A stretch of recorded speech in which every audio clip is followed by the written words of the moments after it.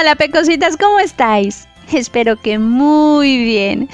Aquí estamos de nuevo, finalmente después de una eternidad, pero vale. Para dar inicio a esta temporada de fanfics, os presentaré algunas de las historias escritas por Alessandra, una amiga que pues le dejó al mundo de Candy Candy esta preciosa herencia que yo ahora, con mucho amor y respeto, os traigo a todas vosotras para que así podamos disfrutarlas juntas y continuar con su legado. Espero que disfrutéis de estas narraciones creadas con mucho amor y entusiasmo. La primera historia que escucharemos se titula Blue Eyes, que por supuesto como protagonistas indiscutibles serán Candy y Terence, y los acompañará el duque Richard de Granchester. Esta es una historia de 6 capítulos y un epílogo en el que al final yo compartiré mi personal opinión sobre este mismo. Y pues nada, pecositas, no quiero haceros esperar más, que yo ya me encuentro más que emocionada por empezar esta nueva historia. Os mando un fuerte abrazo, deseándoos a todas una vida maravillosa. Muchos besitos, pecositas, y pues nada, empecemos con esta nueva historia.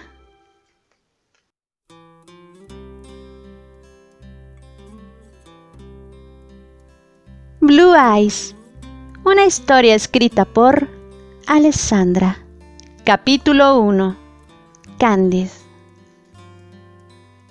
La actividad en el hospital era frenética. Había pasado una semana desde que ocurrió un accidente de tren y el eco y los resultados que habían causado aún no se habían disminuido dentro de ese gran hospital que se encontraba en las afueras de Londres. Médicos y enfermeras corrían de un lado a otro, tratando de aliviar el sufrimiento de todos los heridos que habían sido hospitalizados.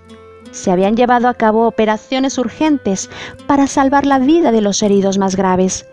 Suturas de heridas, recomposición de fracturas y pequeñas y grandes asistencias psicológicas para todos aquellos que, a pesar de no haber sufrido daños graves, se habían visto profundamente afectados por el incidente. Entre todo el personal sanitario implicado, había una que trabajaba de forma encomiable, siempre en primera línea y sin descansar. Era una pequeña rubia de ojos verdes que había estado trabajando incansable y continuamente durante más de 24 horas. Enfermera White, ¿cuánto tiempo ha estado en servicio? Cada vez que miro a mi alrededor, la cara que veo frente a mí siempre es la suya. ¿Acaso ha descansado al menos un poco? Tronó el Dr. Grant, director del Hospital St. Thomas. En realidad, Dr. Grant, todavía hay tantas cosas por hacer y no me siento nada cansada, se lo aseguro. ¡Tonterías!, la interrumpió el hombre. ¿Ve ese largo pasillo detrás de usted? ¿Sí? Bueno, ahora usted lo atravesará, abrirá la primera puerta que encontrará en su camino, entrará en esa habitación y se acostará en la cama que encontrará dentro. No quiero volver a verla hasta la mañana siguiente. En este hospital no necesitamos héroes, sino personal 100% eficiente, listo para cualquier eventualidad o situación crítica. ¿Entendido, señorita White? Con la cabeza gacha, la enfermera en cuestión asintió, y cuando se disponía a cumplir con las órdenes que le daban, chocó con otra enfermera que, al llegar deprisa y sin aliento, se volvió hacia el médico. Dr. Grant, el señor Morris, el paciente de la habitación 15, está teniendo un ataque de nervios. Desea escribir una carta a su prometida y ha solicitado específicamente la ayuda de la enfermera White. Sus palabras exactas fueron: solo ella me entiende y es capaz de poner por escrito lo que siente mi corazón. El pobre Dr. Grant estaba asombrado. ¿Era posible que entre todo su personal de enfermería, solo esa enfermera americana de pelo rizado fuera capaz de sostener una pluma en su mano y capaz de poner 4 dulces y cariñosas palabras en una hoja de papel? ¿Acaso ese paciente sufre de parálisis de la mano?, preguntó impaciente. Una pequeña voz débil y vacilante respondió: En realidad, doctor Grant, el paciente es incapaz de escribir una carta por sí mismo. Es ciego, habiendo sufrido una lesión en el nervio óptico como consecuencia del accidente. Y para aliviar un poco su dolor y levantarle el ánimo, me ofrecí a ayudarlo a escribir cartas a su prometida. Un silencio sepulcral flotaba en el aire. El médico quería gritar. Una sensación de frustración se había apoderado de él y, mirando en dirección a la enfermera que se estaba convirtiendo en su obsesión, vio que lo observaba con sus grandes y tiernos ojos verdes y pudo leer sentimientos de esperanza y expectativa en ellos. ¡Demonios! Esa mujer realmente quería escribir esa carta. Casi conmovido al descubrir que tenía un alma tan pura y altruista frente a él, respondió: Que así sea, enfermera. Ayude al paciente con esa tarea, pero luego haga lo que le dije. ¿Entendido? Gracias, doctor Grant. Una vez concluida esta tarea, descansaré, prometió la rubia, quien, encantada por la pequeña victoria obtenida, literalmente se precipitó a la habitación del hombre que había solicitado sus servicios. No lo hubiera admitido ante nadie, pero Candice White, este es el nombre completo de la protagonista de nuestra historia, había esperado con todo su ser que el paciente ciego de la habitación 15 la mandara a buscar para que le ayudara a escribirle una carta a Evelyn, su novia. La enfermera Candice era lo que podríamos llamar una enfermera modelo estadounidense y voluntaria. Había sido asignada a Inglaterra durante el último año de la Gran Guerra y ahí se había quedado después del final del conflicto. Eran ya 5 años que prestaba servicio en el Hospital St. Thomas, siempre disponible, nunca cansada, las 24 horas del día, lista para los reemplazos en cualquier momento, preparada y comprensiva, de buen corazón y siempre con una sonrisa para todos. Sin duda, era la enfermera más linda y solicitada de todo el hospital. Pero desde hace una semana, sus prioridades, si podemos llamarlas así, habían cambiado. Claro que sí. Ella siempre había sido una profesional impecable, diligente y escrupulosa. Sin embargo, cuando el señor Morris le pidió que escribiera esa carta a su novia en su nombre, se rompió como un resorte y se puso a la completa disposición del desafortunado paciente. ¿Y por qué?, podríais preguntar.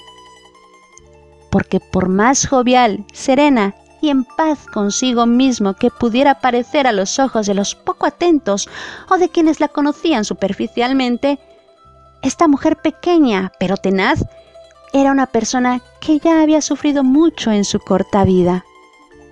Encontrada abandonada en pañales frente a un orfanato, ciertamente había crecido privada de comodidades y bienestar material, pero nunca le faltó el cariño y el amor de las 2 amables mujeres que dirigían esa estructura y a quienes ella consideraba, a todos los efectos, sus madres.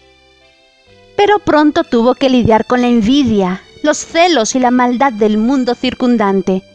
Había sido traicionada por su hermana, había tenido que soportar todo tipo de abusos y crueldades de parte de 2 muchachos indignos que la llamaban la dama del establo. Era odiada y mal tolerada por la matriarca de la familia que la había adoptado. Había perdido, por una caída de caballo, el cariño del chico por el que su corazón había latido emocionado por primera vez. Había tenido que abandonar el prestigioso Colegio San Pablo, víctima de una malvada trampa. Había sufrido otra pérdida permanente a causa de la guerra. Su adorado primo adoptivo, el inventor, el querido Steer. Pero lo que definitivamente la había aniquilado era el tener que renunciar a quien había sido, fue y sería por toda la eternidad su gran amor. Tuvo que renunciar a él para siempre, una noche que debería haber sido el preludio de una maravillosa vida juntos, pero en cambio resultó ser la muerte de su alma y el final de todos sus sueños. Una colega de su amor en el teatro lo había salvado de una muerte segura, pero al hacerlo había perdido una pierna y la posibilidad de una carrera. Así que los dos jóvenes, ella por lealtad a la pobre víctima y él por sentido del honor y la gratitud, habían renunciado a su historia de amor y desde entonces no habían vuelto a saber el uno del otro. A raíz de todo esto, solo para no pensar en su gran dolor y dar un poco de alivio a quienes creía que sufrían mucho más que ella, había decidido ofrecerse como enfermera voluntaria en el frente. El último año de la Gran Guerra había sido insoportable para ella. Sí, había logrado anestesiar el dolor de perder a su amor, pero el precio que había pagado había sido muy alto. Había presenciado tanto sufrimiento, tanta aflicción. Había visto morir o quedar inválido de por vida a tantos jóvenes para considerar sin sombra de duda que había tenido suficiente ya de angustias y pesares para el resto de su vida. Finalmente ese conflicto absurdo y catastrófico había terminado, pero para Candice se había presentado otra dura realidad. ¿Qué hacer? Volver a América, a sus seres queridos y amigos que tanto la habían compadecido, pero con el riesgo muy real, por cierto, de escuchar o leer sobre la admirada y hermosa pareja de Broadway, o quedarse en Inglaterra, empezar una nueva vida y poner entre ella y sus recuerdos un océano de distancia. La elección inevitablemente había sido forzada y así habían pasado 5 larguísimos años, años en los que había crecido profesionalmente. No le habían faltado las satisfacciones laborales, pero que no habían sido suficientes para calmar por completo las rabietas de su corazón. Ciertamente ella no había vivido la vida de una monja. Había salido con compañeras enfermeras e incluso había aceptado invitaciones a cenar de algunos distinguidos y guapos caballeros. Algunos incluso la habían besado, pero cada pretendiente nunca había ido más allá de una segunda o tercera cita. Nadie estaba a la altura de él, su arrogante aristócrata, su chico altivo y presuntuoso que le había robado el corazón y que nunca se lo devolvió. Así había sido su vida, al menos hasta hacía una semana. Todo había cambiado después de aquel grave accidente de tren, cuando conoció a Scott Morris, el paciente por el que se había ofrecido escribir cartas para su novia. Desde la primera misiva, las fortalezas que había erigido alrededor de su corazón remendado se habían derrumbado como castillos de arena. Ante el primer particular que había hecho el señor Morris sobre el color de los ojos de su amada, todo el autocontrol que creía poseer se había ido al demonio. Ese color azul de los ojos de la mujer, tan alabado por el paciente amante, había sido su perdición, porque el azul era su color favorito, el color de sus ojos, azul como un cielo nocturno, salpicado de estrellas, azul como el color del mar más profundo y misterioso, azul como su ser, tan lúgubre y frío para la mayoría, pero tan deslumbrante, vivo y verdadero para ella. Ese color tan iridiscente que cambiaba según sus sentimientos y emociones, cálido y brillante cuando estaba feliz y oscuro y melancólico cuando sufría. Y las expresiones que podía revelar el maravilloso azul de sus ojos, zafiros resplandecientes y alegres cuando lo recordaba en la segunda colina de Pony, febril y hechizante cuando recitaba para ella Romeo y Julieta durante aquel inolvidable verano en Escocia, emocionados y excitados en ese tren a toda velocidad, llorosos y desesperados durante ese último abrazo, extinguidos y destruidos en ese teatro arruinado en Roxtown. Ahora, ¿cómo serán tus ojos, cariño? ¿Qué tonos de azul ofrecerás a tus admiradores? ¿Con qué azul mirarás a Susana? ¿Y qué azul iluminan tus fabulosos zafiros cuando y si alguna vez piensas en mí? Eso pensaba Cándida, atormentada, pero a pesar de su desánimo, sabía que esos ojos azules, siempre serían hermosos e inolvidables. Azules para siempre, porque para ella, Terry sería eternamente el azul de su corazón.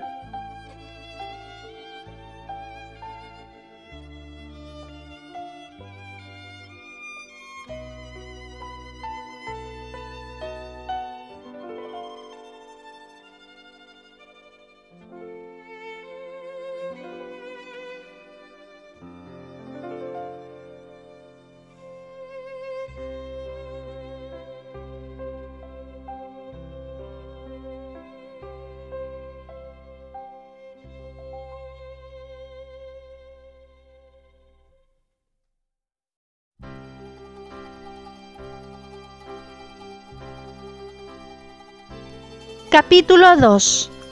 Terence. Un hombre alto, muy atractivo, elegantemente vestido, bajaba por la escalerilla del barco que unos minutos antes había atracado en el puerto de Southampton con paso ágil y despreocupado. La hora tardía y la niebla que cubría el muelle daban al ambiente un aspecto casi espectral, y los pasos decididos del hombre sobre la acera llegaban a sus oídos, y los de los pocos frecuentadores del muelle casi ahogados. La niebla era tan espesa y densa que la silueta de nuestro viajero aparecía como una mancha negra, indefinida, rodeada de un halo místico, casi etéreo. Nuestro hombre seguía caminando, resuelto y vivaz, totalmente inconsciente, o tal vez simplemente indiferente del efecto que producía su figura cuando algún raro frecuentador del puerto se cruzaba en su camino. Aparte de su altura y su andar suelto y natural, a primera vista lo que más llamaba la atención en él era su porte noble y aristocrático, combinado con una aura misteriosa, distinguida, elegante y con una pizca de altanería. La madre naturaleza había sido muy generosa con él, pero por otro lado, de unos padres como los suyos, uno duque y la otra actriz, no se podía esperar lo contrario, que además, tanto su padre como su madre habían sido recompensados por la genética, pero solo físicamente, y no con la posesión de un mínimo instinto paterno. Eso era otra cosa. Se había cortado recientemente su tupida melena castaña, pero no había optado por el clásico corte demasiado corto que todo el mundo llevaba. Ya había tenido que renunciar a su larga melena. No abandonaría por nada el reto de asombrar y escandalizar de nuevo, sobre todo ahí, en la patria de la aristocracia más fanática, y no renunciaría del todo a esos pequeños actos de rebeldía tan frecuentes y propios de su turbulenta juventud. Pero su punto fuerte, aquel más potente, eran sus ojos. El azul zafiro, coronado por unas cejas oscuras y pobladas y adornado con unas pestañas curvas y abundantes, eran el espejo de su ser, exteriormente tan bellos, impacientes, intrigantes, sarcásticos, seductores e indiferentes. Sin embargo, eran el escudo que lo protegía de los periodistas sin escrúpulos, que lo perseguían como mastines, de los admiradores que lo asfixiaban con actitudes demasiado invasivas e intrusivas, por mujeres tan arribistas y ambiciosas, capaz de los actos más viles para montar una primicia o un espectáculo, solo para que su nombre fuese asociado con el de él. Sin embargo, eran también los únicos amigos fieles que lo habían acompañado en estos últimos, larguísimos y angustiosos años, porque gracias a ellos podía recordar y recrear dentro de sí los maravillosos recuerdos de él con la única mujer que había amado, la única que había elegido como dueña de su corazón y la única que lo conocía de verdad y en profundidad. Y precisamente esos devotos y afectuosos amigos, sus ojos, representaban los preciosos y singulares paréntesis a los que se entregaba para dar un poco de oxígeno y alivio a su temperamento tan lúgubre y pesimista. Sus mejores momentos aparecían en su mente, pero sobre todo en sus ojos. Cuando la recordaba en la plenitud de su ardiente e impetuosa alegría de vivir, en su pura e infantil necesidad de imaginar para él un futuro sereno y sonrosado, lejos de lo horrendo de la vida. Para recordar sus encantadoras y radiantes sonrisas, sus giros y saltos de un árbol a otro, lo que le valió el apodo de Tarzán pecoso, recordando su cabello muy rubio y rizado, tan suave y esponjoso, como si aún lo sintiera en sus manos, recordando sus ojos tan verdes, sinceros, puros, claros, y que él mismo, con su conducta temerosa y cobarde, había hecho llenar de lágrimas desesperadas. Traer a su mente su bondad y amabilidad, que le había hecho reconciliarse primero consigo mismo y luego con su madre, en aquel maravilloso e inolvidable verano hacía 1.000.000 de años. Así es, era por todas estas razones y por muchas otras que él estaba agradecido con sus ojos, no por su atractivo, sino porque lo protegían de las miserias de la vida cotidiana y eran, en cambio, los custodios de la vida feliz y serena que, por desgracia, había vivido durante muy poco tiempo y a la que, necia y tontamente, había renunciado. Sus pasos se detuvieron. Su mano hurgó en el bolsillo derecho de su refinado abrigo de impecable corte y sacó una pitillera de oro y un encendedor. Justo el tiempo de encender el cigarro, dio 2 o 3 caladas y emprendió nuevamente la marcha, dirigiéndose hasta el punto donde sabía que el chófer de su padre lo estaría esperando y lo acompañaría hasta el castillo de la familia. El cigarro inmediatamente comenzó a hacer su efecto, calmó su espíritu ardiente y lo imbuyó de paz y melancolía. Él sonrió para sí mismo.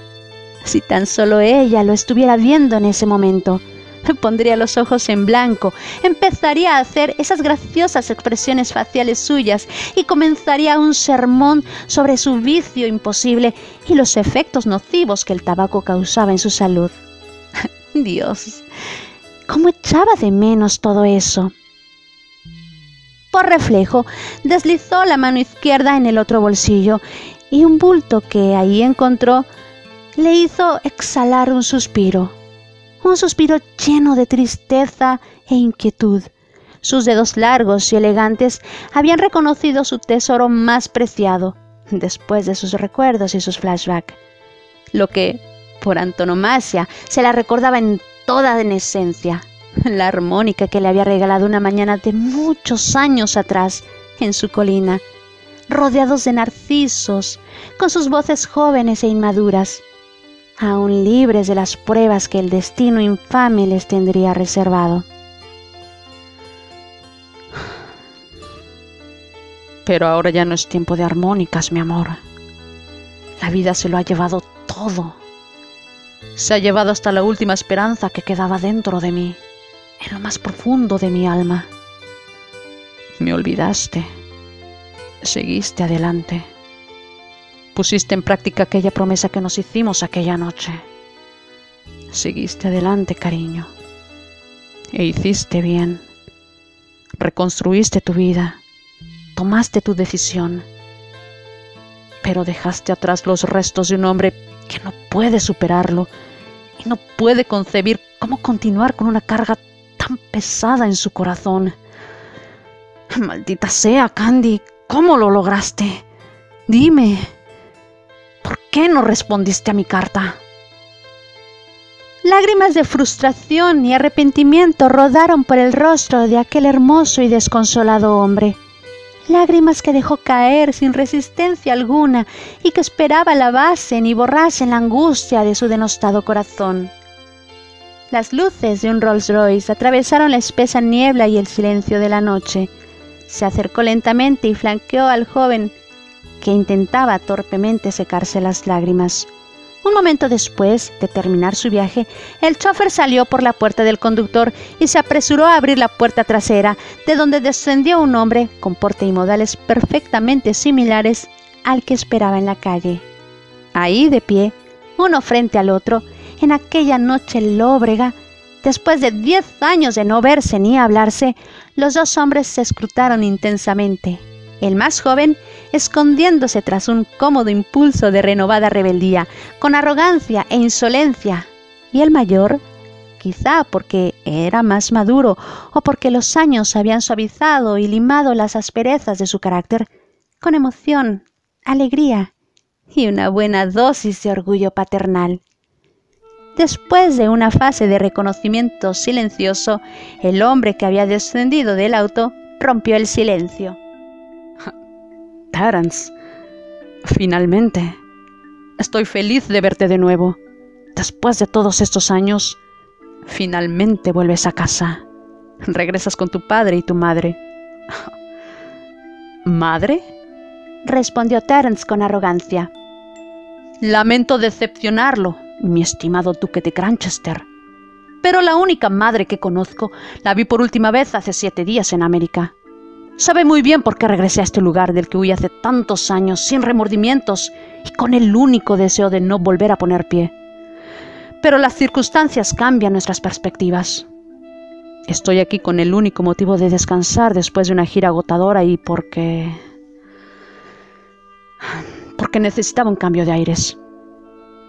El hecho de que viviera aquí hace años y que el resto de mi familia esté aquí es simplemente un corolario, un hecho puramente circunstancial.